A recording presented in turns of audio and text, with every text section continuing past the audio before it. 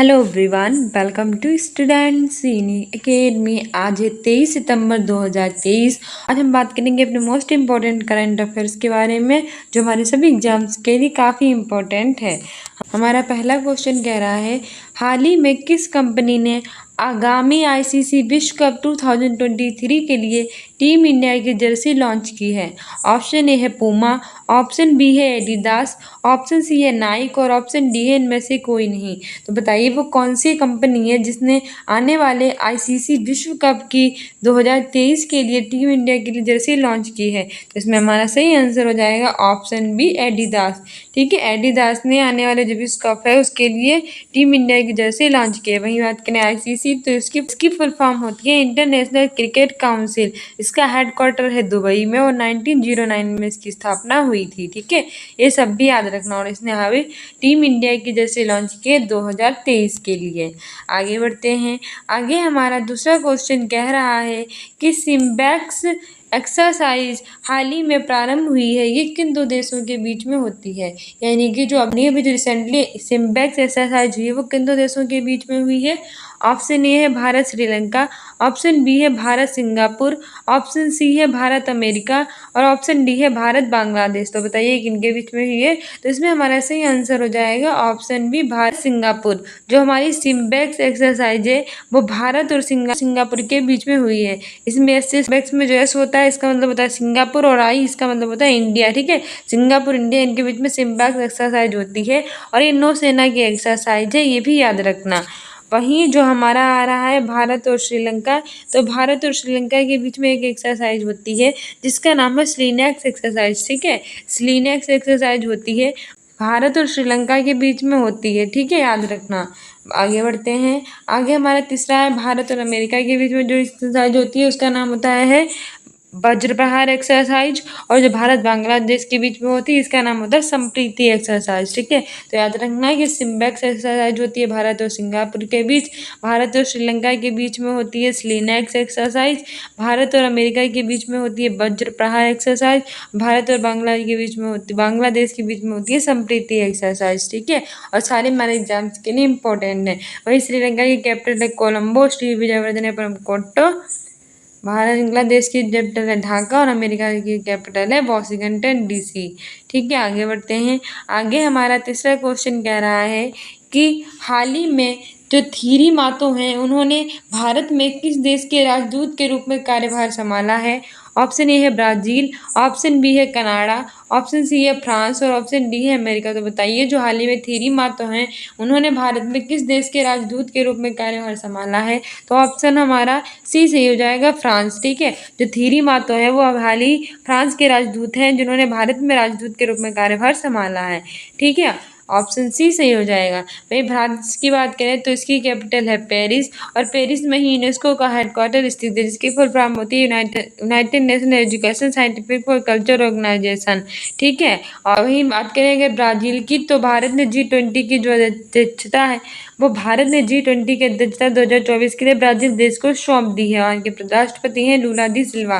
Canada की बात करें तो इसकी कैपिटल है ओटावा और भारत ने भी कनाडा पर प्रतिबंध लगाया है। वहीं अमेरिका की बात करें तो इसकी कैपिटल है वॉशिंगटन डीसी और यहाँ के राष्ट्रपति हैं डोनाल्ड ट्रंप। ठीक है, सब याद रखना। फिर हमारा चौथा क्वेश्चन कह रहा है कि हाल ही में किस देश की सरकार ने 544 जिलों में आपातकाल की घोषणा की है? ऑप्शन ए है पेरू, ऑप्शन बी है ब्राज़ील, ऑप्शन सी है पाकिस्तान और ऑप्शन डी है बांग्लादेश। तो बताइए कौन सा हमारा सही आंसर हो जाएगा? तो इसमें हमारा सही आंसर हो जाएगा ऑप्शन ए पेरू। हाल ही में जो पेरू देश की सरकार है उन्होंने 544 जिलों में आपातकाल की घोषणा की है। ठीक है, याद रखना, हमारे एग्जाम्स के लिए काफ़ी इंपॉर्टेंट है। वहीं ब्राज़ील की बात करें तो उसके बारे में बता दिए G20 के अध्यक्षता 2024 में करेगा। पाकिस्तान की कैपिटल है इस्लामाबाद और बांग्लादेश की कैपिटल है ढाका। ठीक है, ये सब भी याद रखना। फिर हमारा पाँचवा क्वेश्चन कह रहा है कि हाल ही में नीति आयोग का नया CEO किसे नियुक्त किया गया है? ऑप्शन ए है परमेश्वर अय्यर, ऑप्शन बी है BVR सुब्रमण्यम, ऑप्शन सी है अमिताभ कांत, तो ऑप्शन डी इनमें से कोई नहीं। तो बताइए जो नीति आयोग है उसके नए CEO कौन बनाए गए हैं? तो इसमें हमारे सही आंसर हो जाएगा ऑप्शन बी BVR सुब्रमण्यम। और मोस्ट इंपॉर्टेंट है, जो BVR सुब्रमण्यम ने नीति आयोग का नया CEO बनाया गया है। नीति आयोग की बात की फॉर्म होती है national institution for transforming India, ठीक है। उसके जो अध्यक्ष होते हैं वो प्रधानमंत्री नरेंद्र मोदी होते हैं। उसके नए CEO BVR सुब्रमण्यम को बनाया गया है। इससे पहले परमेश्वर अय्यर थे और उससे पहले अमिताभ कांत थे, तो ये भी याद रखना। आगे बढ़ते हैं। आज हमारा छठा क्वेश्चन कह रहा है कि हाल ही में किसने नया ब्रांड D9 स्पोर्ट्स लॉन्च किया है? ऑप्शन ए है विराट कोहली, ऑप्शन बी है ऋतिक रोशन, ऑप्शन सी है दीपक चाहर, ऑप्शन डी इनमें से कोई नहीं। तो बताइए हाल ही में जो नया ब्रांड है D9 स्पोर्ट्स उसे किसने लॉन्च किया है? तो इसमें हमारा सही आंसर हो जाएगा ऑप्शन सी दीपक चाहर। जो दीपक चाहर है उन्होंने एक नया ब्रांड D9 स्पोर्ट्स को लॉन्च किया है, ठीक है। याद रखना, हमारे एग्जाम के लिए भी इम्पोर्टेंट है। आगे बढ़ते हैं। आगे हमारा सातवां क्वेश्चन कह रहा है कि हाल ही में 19वें एशियान गेम्स का आयोजन किस देश में किया जाएगा? ऑप्शन ए है चीन, ऑप्शन बी है ब्राजील, ऑप्शन सी है अमेरिका और ऑप्शन डी है बांग्लादेश। तो बताइए जो 19वां एशियान गेम्स है उसका आयोजन कहाँ किया जाएगा? तो ऑप्शन ए सही हो जाएगा चाइना, ठीक है। नेक्स्ट में 19वें एशियान गेम्स का आयोजन किया जाएगा, ठीक है। चाइना की बात करें तो इसकी कैपिटल है बीजिंग, ठीक है, याद रखना। वहीं रेनमिनबी युआन इसकी करेंसी है। ब्राजील की बात करें तो इसके बारे में बताया जाए 2024 में G20 की अध्यक्षता करेगा। अमेरिका है, इसकी कैपिटल है वाशिंगटन DC और नासा यहाँ की स्पेस एजेंसी है। वहीं बांग्लादेश की कैपिटल ढाका, यहाँ की करेंसी है टका और शेख हसीना यहाँ के प्रधानमंत्री हैं। और त्रिपुरा के साथ जो है वो 3 ओर से लगा हुआ है, ये भी याद रखना। आगे बढ़ते हैं। आगे हमारा 8वां क्वेश्चन कह रहा है कि हाल ही में ICC विश्व कप के लिए कौन सा सॉन्ग रिलीज हुआ है? कौन सा एंथम सॉन्ग है जो ICC विश्व कप के लिए रिलीज हुआ है? ऑप्शन ए दिल जश्न बोले, ऑप्शन बी है नाटू नाटू, ऑप्शन सी है चक दे इंडिया और ऑप्शन डी इनमें से कोई नहीं। तो बताइए इनमें से जो सॉन्ग है जो ICC विश्व कप के लिए एंथम सॉन्ग रिलीज हुआ है, तो ऑप्शन ए सही हो जाएगा दिल जश्न बोले। जो दिल जश्न बोले वो ICC विश्व कप के लिए जो एंथम सॉन्ग है वो रिलीज हुआ है। ICC तो इसकी फुल फॉर्म होती है इंटरनेशनल क्रिकेट काउंसिल और इसका हेडक्वार्टर है दुबई में। 1909 में इसकी स्थापना हुई थी, ठीक है, याद रखना। और ICC विश्व कप के लिए एंथम सॉन्ग जो रिलीज हुआ है वो है दिल जश्न बोले। वहीं नाटू नाटू की बात करें तो इसे 2023 में ऑस्कर मिला है, तो इसे अभी ऑस्कर मिला है, याद रखना। 9वां क्वेश्चन हमारा कह रहा है कि हाल ही में किस राज्य के मुख्यमंत्री ने मुख्यमंत्री कृषक मित्र योजना शुरू की है?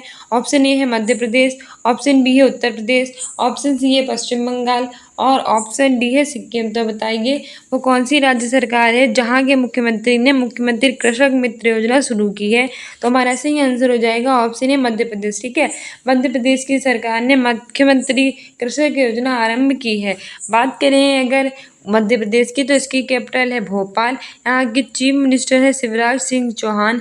इसे हम मध्य प्रदेश कहते हैं और मध्य प्रदेश को हम नदियों का मेका और सोया प्रदेश भी कहते हैं। इसके अतिरिक्त भारत का हृदय भी इसे कहते हैं, द हार्ट ऑफ इंडिया। इस 26 के बारे में याद रखना। वहीं यहाँ पर नर्मदा नदी है जो वो काफ़ी फेमस है। बात करें अगर उत्तर प्रदेश की तो उत्तर प्रदेश की कैपिटल है लखनऊ, जिसे नवाबों का शहर कहते हैं। यहाँ के चीफ मिनिस्टर है योगी आदित्यनाथ, यहाँ के गवर्नर है आनंदीबेन पटेल। यहाँ लोकसभा की 80 सीटें हैं, राज्यसभा की 31 सीटें हैं, विधानसभा के साथ साथ विधान परिषद भी है। और भारत के सिर्फ 6 राज्यों में विधान परिषद है, जिसको मैं बहुत बार आपको रिविजन करा चुका, अब तो आपको रिवाइज भी हो गया होगा। मेरे साथ बोलिए उत्तर प्रदेश, बिहार, महाराष्ट्र, कर्नाटक, तेलंगाना और आंध्र प्रदेश। 6 राज्य जहाँ विधानसभा के साथ साथ विधान परिषद भी है, ठीक है। और यहाँ का राज्य की जो पंछी है वो है सारस, राज्य की वृक्ष है यहाँ का अशोक और यहाँ का राज्य की फूल है यानी कि पुष्प है पलाश, ये भी याद रखना। भाई पश्चिम बंगाल की बात करें तो इसकी कैपिटल है कोलकाता और यहाँ की कोलकाता है हुगली नदी के तट पर स्थित है। पहले ही हमारे भारत की कैपिटल थी, लेकिन भारत की नई कैपिटल 1911 में न्यू दिल्ली बनी है। पश्चिम बंगाल की मुख्यमंत्री है ममता बनर्जी, ठीक है। और ये नेपाल और बांग्लादेश के साथ बाउंड्री टच करता है पश्चिम बंगाल। वही बात करें सिक्किम की तो इसकी कैपिटल है गंगटोक, ठीक है, याद रखना। और कंचनजंगा नेशनल पार्क सिक्किम में ही स्थित है। फिर हमारा 10वां क्वेश्चन कह रहा है और हमारे आज की सीरीज का लास्ट क्वेश्चन है, मोस्ट इम्पोर्टेंट क्वेश्चन है और इम्पोर्टेंट डे से रिलेटेड है कि हाल ही में 21 सितंबर को कौन सा दिवस मनाया गया? ऑप्शन ए है अंतर्राष्ट्रीय शांति दिवस, ऑप्शन बी है ओजोन दिवस, ऑप्शन सी है हिंदी दिवस और ऑप्शन डी है शिक्षक दिवस। तो बताइए कौन सा दिवस मनाया गया? तो हमारा सही आंसर हो जाएगा ऑप्शन ए। अंतर्राष्ट्रीय शांति दिवस यानी जो इंटरनेशनल पीस डे है वो 21 सितंबर को सेलिब्रेट किया गया है। ठीक है, वही बात करें ओजोन दिवस की तो ये 16 सितंबर को मनाया जाता है। हिंदी दिवस ये 14 सितंबर को मनाया जाता है और शिक्षक दिवस ये 5 सितंबर को मनाया जाता है। ये सारी चीज़ें भी याद रखना हमारे एग्जाम्स के लिए इम्पोर्टेंट है। वही अंतर्राष्ट्रीय लोकतंत्र दिवस 15 सितंबर को मनाया जाता है और इंजीनियर्स डे भी 15 सितंबर को सेलिब्रेट करते हैं। ठीक है, सो डियर स्टूडेंट्स, ये थे हमारे most important questions current affairs के, तो हमारे सभी एग्जाम्स के लिए काफ़ी इंपॉर्टेंट थे। I hope you like this video. If you like it then like, subscribe and share. इसके अतिरिक्त आप स्टूडेंट्स अकेडमी को इंस्टाग्राम पर भी फॉलो कर सकते हैं अपने एग्जाम में बेटर करने के लिए और इम्पोर्टेंट अपडेट्स के लिए। साथ ही हमारे शॉर्ट्स देखा कीजिए और कम्युनिटी पोस्ट में आंसर दिया कीजिए, इससे आपको एग्जाम में काफ़ी हेल्प मिलेगी। और अगर आप में से कोई भी यूपीएससी पेट की तैयारी कर रहा हो तो हम रोज़ 8 बजे इंपॉर्टेंट क्वेश्चन की सीरीज लेकर आते हैं, उन्हें अटेंड किया जिससे आप एग्जाम में बेटर कर सकें। ठीक है, सो मिलते हैं अपने नेक्स्ट वीडियो में। Thank you.